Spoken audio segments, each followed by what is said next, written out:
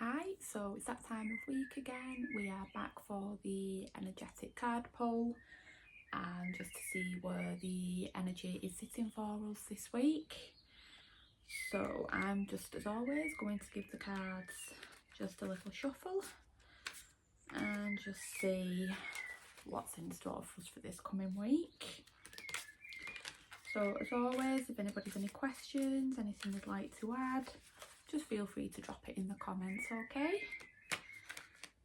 And again, as always, trusty old Lightseers deck is being used for this. So let's see what comes up.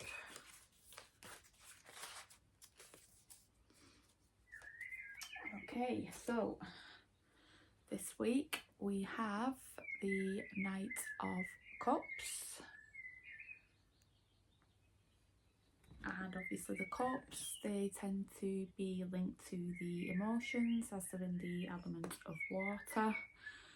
And when we look at this card, you know, we see this literal, like this knight there with, you know, his bunch of red roses, very romantic.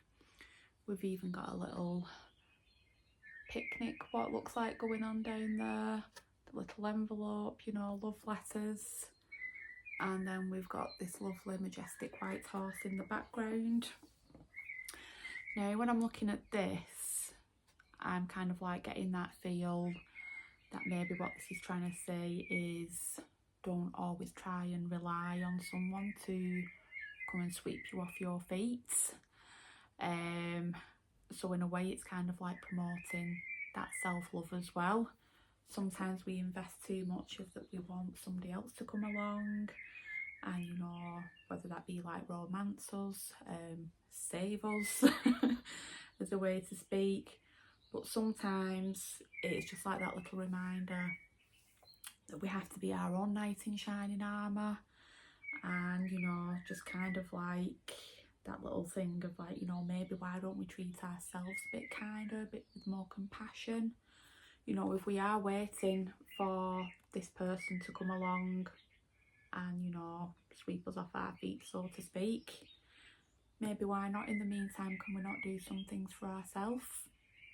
You know, why can't we, like, you know, the little letter there, I always think that's like a nice little reminder about maybe doing some compassionate letter writing. So, you know, if you've been struggling with something like, you know, your self-esteem, then maybe try taking these little steps to being your own knight in shining armour. Don't always rely on somebody else coming and doing it for you.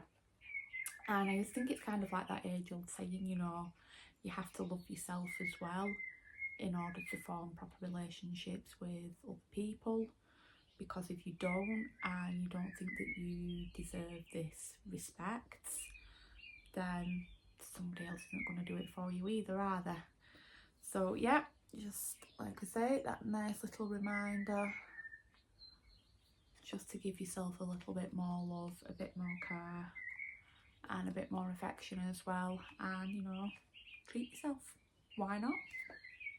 Okay, so let's do a little oracle pull now and see what comes up there. Now, the last 2 weeks, the cat spirit has come out.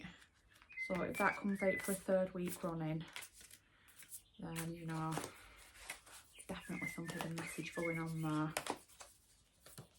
Okay, so let's see what we've got.